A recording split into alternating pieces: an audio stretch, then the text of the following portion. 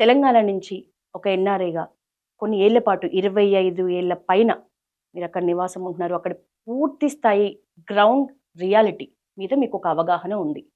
అసలు నిజంగానే Donald Trump అక్కడి అమెరికన్ల నమ్మకాన్ని నిలబెట్టుకునే ప్రాసెస్లో ఈ స్టంట్స్ అన్ని జరుగుతున్నాయా, లేకపోతే నిజంగా ప్రపంచాన్ని గడగడలాడించాలనే ఉద్దేశంతో జరుగుతోందా?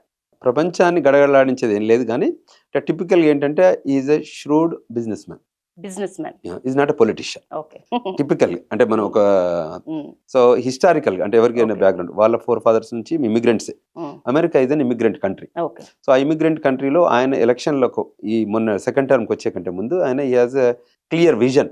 So what he want to do next time, ఎందుకంటే ఫస్ట్ టైం వర్షన్ 1 వర్షన్ 2 తెలుసు కదా మీకు. సో తర్వాత డౌన్ టైం ఒక 4 years బైడెన్ అడ్మినిస్ట్రేషన్లో డెమోక్రటిక్ పార్టీ అడ్మినిస్ట్రేషన్లో కొన్ని లూప్ హోల్స్ ఉండేవి. ఇన్ ద ఇమిగ్రేషన్ ఫ్రంట్ కానీ, ఫైనాన్షియల్ ఫ్రంట్ కానీ, పాండమిక్ రావడం కానీ, పోస్ట్ పాండమిక్ రెసిషన్ రావడం కానీ, ఇవన్నీ చాలా ప్రాబ్లమ్స్ ఉండే అమెరికాలో. గవర్నెన్స్లో కూడా ఇష్యూస్ ఉండే. So that everybody thought that this government is not doing well, so then switching to Republican side. So ఆయన ఈ was very clear, his perception, thought process, ideology was open and honest అంటే shrewd. అంటే open గా చెప్పేస్తారు ఏది లోపల పెట్టుకోవడం అన్నట్టు. సో ఆ లైన్ లో ఆయన immigration front he made some comments and ఈ స్టిక్కింగ్ టు దోస్ అన్నట్టు.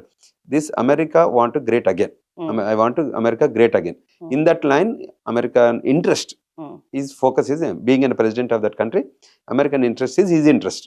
సో ఆ లైన్ లోనే తీసుకున్న నిర్ణయాలే తప్ప అంటే ఆ గవర్నమెంట్ కానీ ప్రభుత్వాన్ని ప్రపంచాన్ని గడగడలాంచాలి కానీ ఇండియా స్పెసిఫిక్ గా ఇబ్బంది పెట్టాలని ఏం లేదు.